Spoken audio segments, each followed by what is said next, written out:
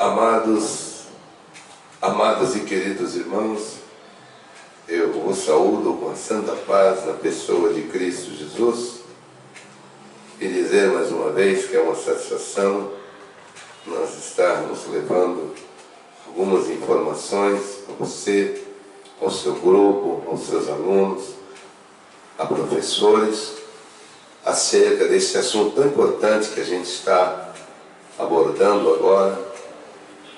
E nesse segundo trimestre da nossa escola bíblica dominical. Eu me chamo Enoque Santiago, estou falando aqui da Igreja Evangélica Assembleia de Deus, do Ministério do Belém, setor 27. O meu pastor é o pastor Euclides de Oliveira. Amados, na semana passada nós falamos alguma coisa acerca do projeto de Deus quanto à questão do tabernáculo. O tabernáculo foi um projeto que nasceu no coração de Deus, e a gente encontra lá no capítulo 24 do Êxodo, Deus chamando a Moisés e mostrando para ele o seu projeto. E entendemos por aquilo que está no livro de Hebreus, quando Deus diz assim para ele: olha, faça conforme o modelo que no monte lhe foi mostrado. A gente entende a preocupação de Deus. Como toda obra, irmãos, existem 4 etapas. Quando está ainda no pensamento da pessoa que está envolvida na obra, que a gente pode até chamar aqui de cogitação, ainda está no foro íntimo. Qualquer que seja a obra, está na mente ainda daquela pessoa, ele quer mudar algo, fazer algo, modificar algo. Dali ele quer dar vida a esse projeto. Então ele vai para o segundo ponto, chamado preparação. Ele vai preparar o material e por aí vai. Até que ele chega no terceiro, que é o ato de execução. Então a obra inicia até chegar ao último ponto, que é a consumação, é o término da obra. O tabernáculo obedeceu essas etapas. Moisés é aquela pessoa que tem de Deus a orientação direta. Deus fala com ele. Ele ficou 40 dias e 40 noites no monte, e dentro desse espaço Deus então passou a ele esse grande projeto. Isso a gente viu a semana passada. Agora esta lição que segue, ele está no ato preparatório para dar vida a esse projeto. E ele vai precisar dos artesãos para que essa obra torne-se uma realidade. E aí, de onde virá,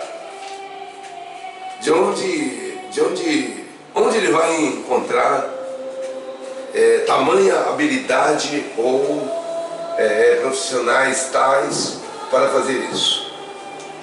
Essas são as primeiras informações que a gente tem na nossa leitura bíblica em classe. Deus dá o nome, Deus vai nominar Bezalel. Vai dizer, olha, ele é filho de Ur, e ele é da tribo de Judá. No verso 13 ele diz: e eu enchi do Espírito de Deus. Então ele tem sabedoria, ele tem entendimento, e eu dei a ele a capacidade para inventar invenções, trabalhar com ouro e com a prata. Mas embaixo, no verso que segue, você vai encontrar que vai aparecer um outro personagem também, e esse da tribo de Dan. Um ponto aqui que eu quero observar, quero voltar um pouquinho no tempo e ver a figura de Jacó abençoando seus filhos.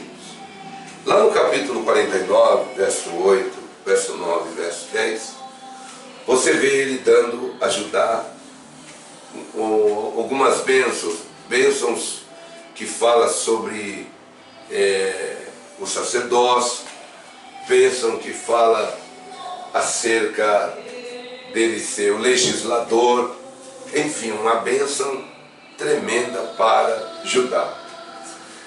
Quando Deus começa então a dividir as tarefas entre as tribos, Judá se destaca, e justamente com uma forma de respeito que Deus tem, a bênção que Jacó ministrou ao seu filho. Isso aqui, irmãos, vai ser um assunto muito, vamos dizer assim, explanado, quando a gente foi entrar no assunto do sacerdote, porque o sacerdote virá de uma tribo diferente. Veja que mesmo Jacó dando a ele a bênção de ser o legislador, um dos versos diz lá: o cetro não vai sair da sua mão, me desculpe, ao passo que para Levi ele vai dizer: olha, eu vou espalhar os seus no meio de Israel, no secreto conselho a minha glória não vai estar. Então é o oposto disso. Mas na prática, o sacerdócio sairá da tribo de Levi. Tem alguma coisa a ver também com o fato que se deu, a gente pode chamar de incidente, no Êxodo 32, o bezerro de ouro, que na hora da aprovação do teste, Judá então ali é reprovado e Levi é aprovado. Deus então dá a ele a confiança de assumir esse ponto, essa posição tão importante no meio do povo de Israel. Na lição passada vimos o tabernáculo que devia ser construído, bem como as suas peças habilidosamente. Para isso, para que essa obra acontecesse, então Deus vai escolher as pessoas. Aí está aqui dizendo: o primeiro vem da tribo de Judá, o segundo vem da tribo de Dan. Encontramos que ambos foram capacitados por Deus. No que tange, irmão, a obra, é importante a gente notar o seguinte: pouca é a colaboração humana.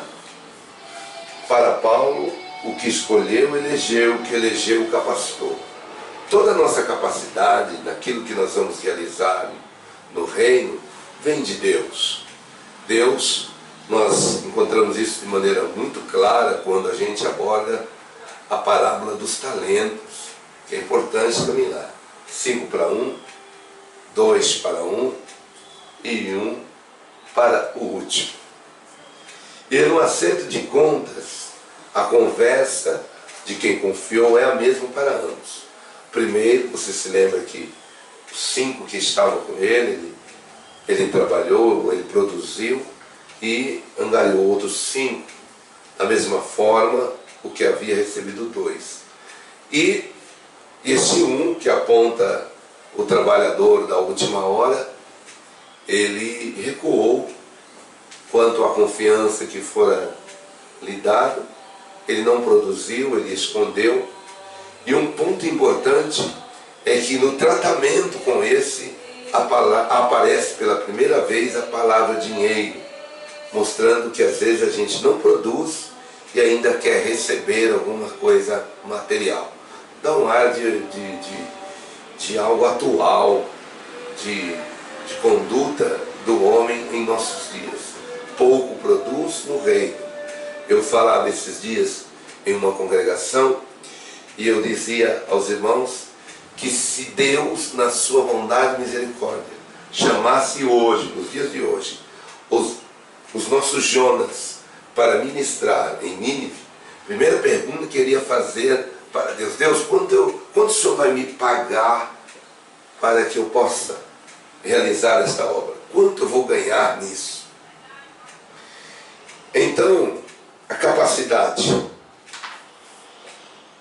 do próprio Deus, antes que Moisés interrogasse a Deus acerca disso, Deus falou para ele: rapaz, eu já tenho enchido do Espírito. Irmão, uma pessoa cheia do Espírito não se resume à pessoa que dá um brado forte dentro de um templo, que chora, que glorifica a alma, cheio do Espírito. Uma das primeiras características que aparece são os frutos desse próprio Espírito, né? Que está elencados lá em Gálatas, que fala acerca do fruto do Espírito, pois há uma lista, porém abre o texto no singular, dizendo o fruto do Espírito a gente entende ali que o fruto do Espírito na verdade é a caridade, e quando ela está em exercício na vida de alguém, então ela trará os derivados, que é a bondade, a fé, a mansidão, a temperança. Tudo procede de Deus. Então, eu enchi do Espírito e Ele vai tomar frente desta grande obra para fazer. Deus tinha tudo preparado, irmão. Deus tinha tudo pronto. Depois segue, dizendo que a pluralidade de serviço cristão. Muitas são as necessidades da igreja, de ordem espiritual, material. E elas se manifestam, e elas ocorrem, aparecem, na medida em que a igreja está reunida. Eu falava outro dia, com base em João, no capítulo 11, quando o texto diz assim: estava enfermo um certo Lázaro, da casa de Marta e Maria, suas irmãs. E ali ele dizia aos irmãos que está exposto ali 3 modelos de crente. A Marta, aquela que vê a casa, ela vai se preocupar da forma que está a casa, ela vai trabalhar, ela corre ali, ela ajeita algo aqui. A Maria é aquela que vai ao pé do Cristo, que vai adorar, interceder. Quem é Lázaro? Lázaro é aquele que em um dado momento da sua história, ele está no anonimato, mas vai passar por um processo difícil e ele vai dever a sua vida diretamente à pessoa de Cristo. Então ele vai ser ressuscitado, e um obreiro ressuscitado, ele produz coisas tremendas na sua história. E nas informações que a gente tem um pouco mais à frente, você vai encontrar então que a aldeia agora ela é visitada, e há uma informação em João que diz assim: olha, estavam ali não somente para ver a Jesus, mas para ver a figura de Lázaro, a quem ele ressuscitara dos mortos. Então perceba, dentro da obra, Deus tem pessoas para todo o fim, capacitando para cumprir tarefas dentro da igreja, cheios do Espírito para realizar a obra. O texto diz: eu enchi do Espírito. Essa afirmativa vai ao encontro de nós que acreditamos no movimento pentecostal. Ele diz aqui: não há nada que possamos fazer na vida sem a direção e a ação poderosa do Espírito Santo.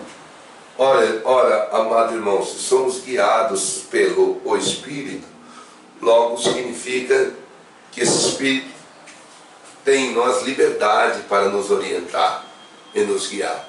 Entendemos que é uma regra, não é por força e nem por violência. Quando eu expunha hoje, no dia de hoje, pela manhã, este assunto que foi a lição passada, esse que nós estamos abordando, será dado no dia 14. Eu trouxe uma animação do tabernáculo e chamei os alunos que ali estavam a pensar comigo. E essa animação, o tabernáculo que media 50 por 25, sim, tendo o primeiro lugar de contato com aquele que entrava no pátio ou no átrio, era com o altar do sacrifício, dizendo que primeiro o sacrifício, depois do sacrifício, aí eu tenho então a bacia, aí eu tenho o santo e o santíssimo. Então eu mostrava de uma forma em 3D, mais ou menos a ideia de como era o tabernáculo. E levei então os alunos a pensarem na complexidade da obra, na complexidade num período rudimentar, num período em que o homem não tinha muitas habilidades, muita tecnologia como temos hoje. Mas isso para Deus não é nada. Então Deus encheu os agentes do Espírito Santo, disse: estou fazendo para uma obra especial. A Bíblia mostra uma diversidade de dons relacionados ao serviço cristão. Está lá Romanos 12, 3 e 8. E a primeira epístola que Paulo escreve à igreja em Corinto, no capítulo 12, verso 4 a 6. Dons esses que foram distribuídos pelo Espírito Santo, e segundo Paulo, na mesma perspectiva do processo de escolha de Bezalel para a construção do tabernáculo. Passando agora para o último ponto, ponto 3, os talentos e habilidades.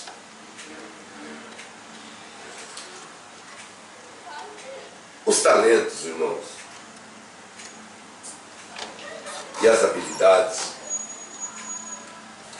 no que diz respeito ao reino,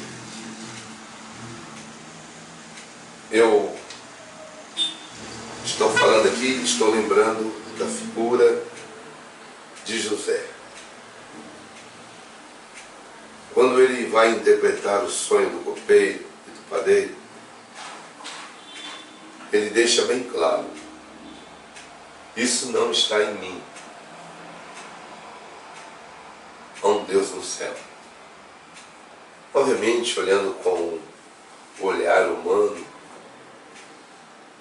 a manifestação não estava nele, mas não estava à disposição dele aquele dom. Deus deu para usar na hora certa, no momento certo, e na questão do reino. E ele então deixa muito claro: isso não está em mim. Nós temos também a figura de Daniel, quando ele se apresenta ao rei, lá no capítulo 2, ele pede um tempo ao rei, e ele pega os companheiros e vai orar a Deus. E você se lembra que na madrugada Deus dá o sonho e dá a interpretação. Quando ele entra diante do personagem interessado no sonho, ele faz questão de destacar a figura de Deus. Ele faz questão de falar que aquilo não era uma produção natural. Ele diz: Deus fez conhecer ao grande rei o que será depois disso. Então você, meu irmão, que me ouve, saiba que a habilidade que está em você, a ferramenta que está em você, ela vem de Deus. Deus, por algum fim, lhe emprestou isso aí, porque ele vai pedir conta. Depois nós vamos ter que acertar as contas com ele.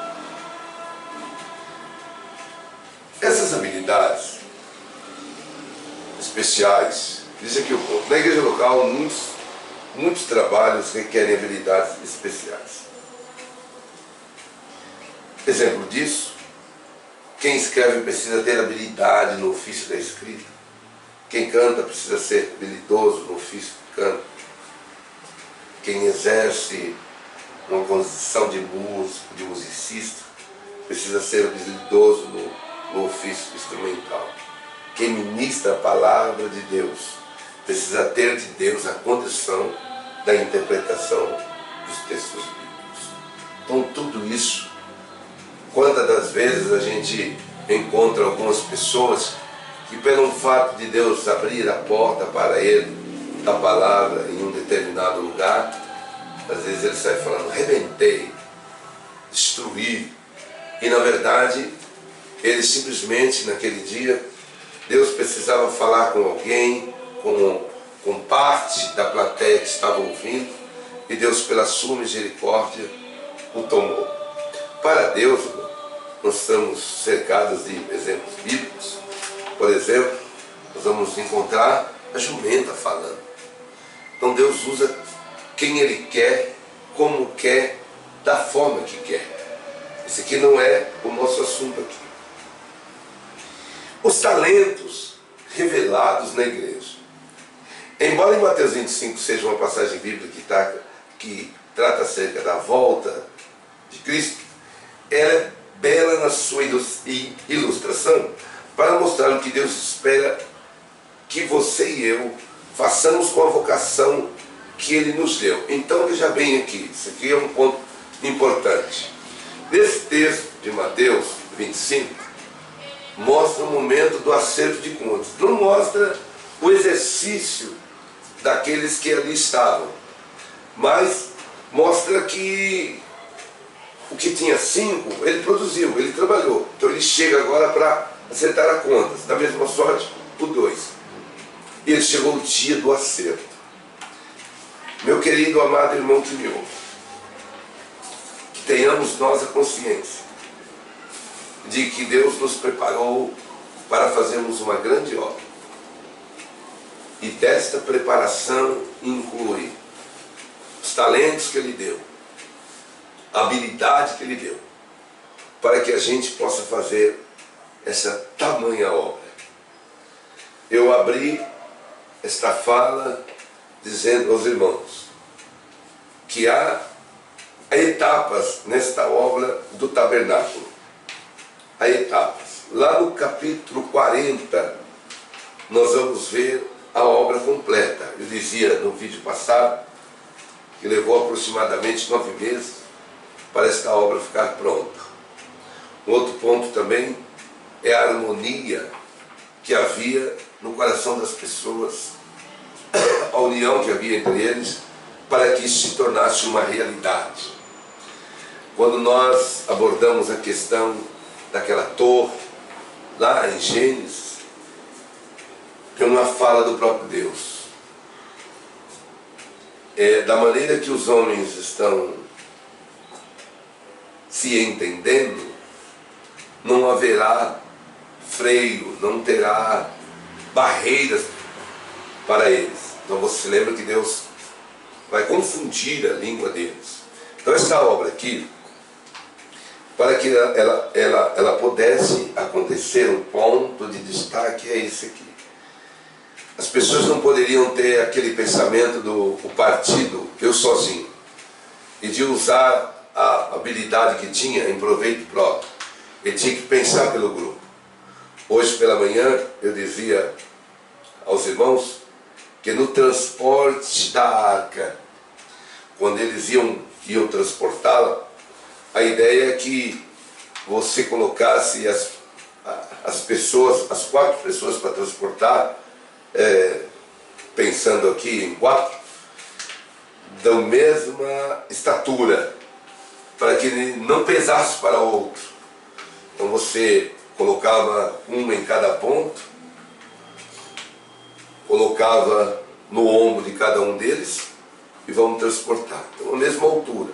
Se tivesse um mais baixo, 2, ia pesar, ia dificultar para outros. Então que Deus em Cristo abençoe. Tenha certeza de uma coisa: esse projeto só ia acontecer porque tinha a mão de Deus, e a parceria de Deus para com o povo foi aceita. O povo ouviu a voz, trouxe o material, as orientações que vinham daqueles que estavam responsáveis em produzir esta obra era ouvido, e tudo deu certo. Na semana que vem nós vamos abordar um outro assunto, entrando no tabernáculo, o pátio. O primeiro contato, o pátio, do pátio, o altar já pronto. Deus em Cristo abençoe aos professores, aqueles que terão acesso a essa aula. Eu quero aqui lembrar-vos que aí a gente ainda tem 2 outros vídeos. Nós temos a aula que é dada aos jovens, que está sendo ministrada pelo irmão Israel, e os adolescentes de 15 a 17 anos está sendo também dada pelo jovem Joab, tá bom? Acesse aí o link. Aos irmãos que terão acesso a esse trabalho. Que Deus abençoe, que Deus dê graça e boa aula. Até o domingo que vem.